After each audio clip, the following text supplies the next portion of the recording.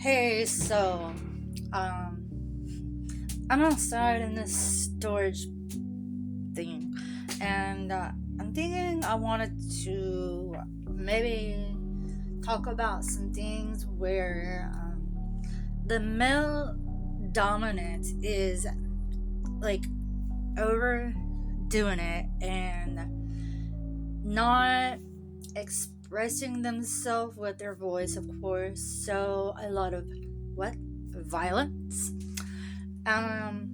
threats, physical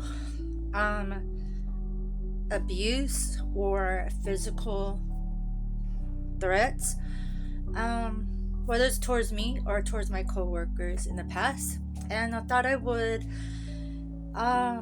bring that up on camera as part of my personal journey.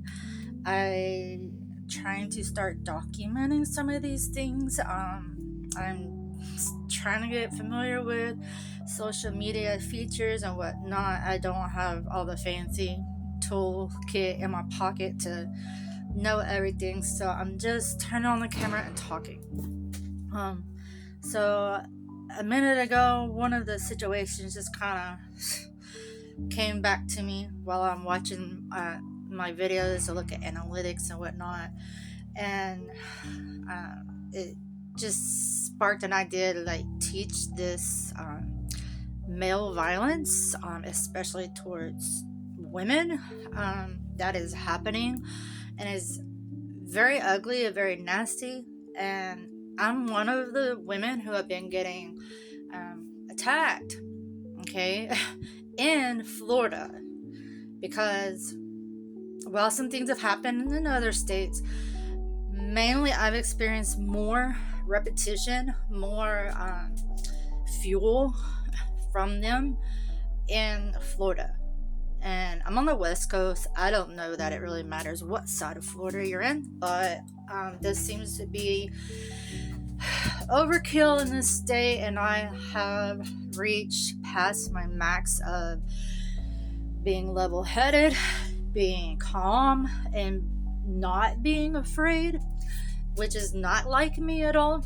And I just want to express that because it has been repetitive.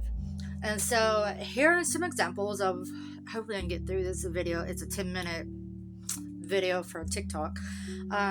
But to express the examples that have happened to me or to a coworker, I'll just start with this particular job site that I was on where several of those incidents happened, okay? So I'm working for construction cleaning, and it is a male dominant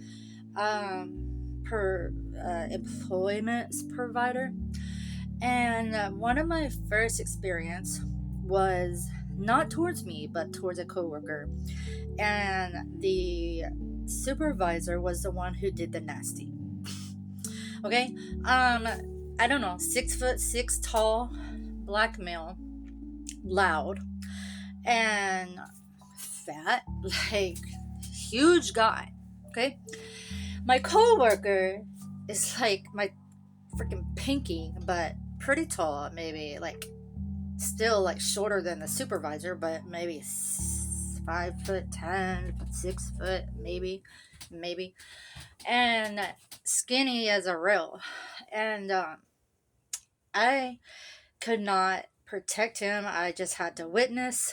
And my supervisor, I was still getting used to, but super uncomfortable.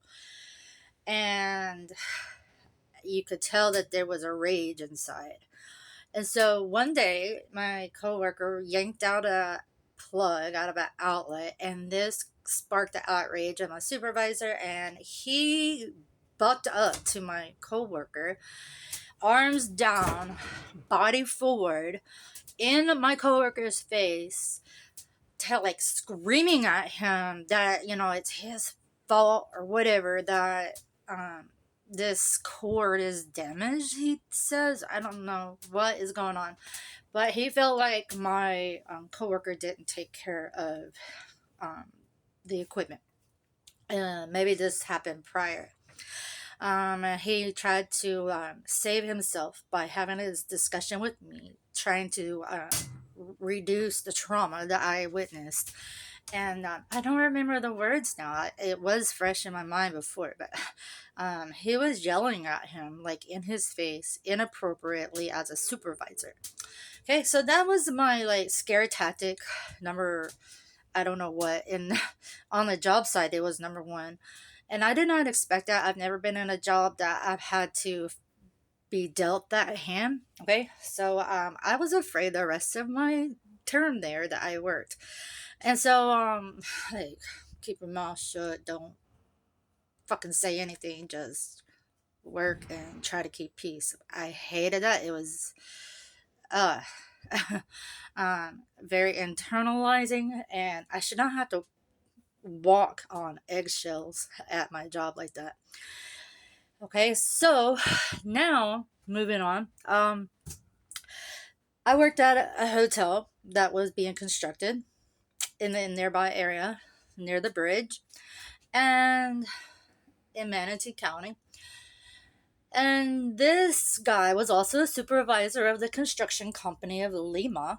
Okay, and there were two supervisors. So this one in particular was supposedly an ex-Marine, very bulk, rocky type muscles, arms short, had blotchy skin. I'm not sure vitiligo or something. Okay, I'm not here to I'm not making fun of. I'm just showing you the person I was subjected to. Description. And this guy throws a punch by my head on an elevator, and it's just me and him. And this was post a sexual harassment attempt from him, which I turned down and basically tried to play it off like I didn't understand him, and he thought I did understand him. Oh, I think you know what I mean.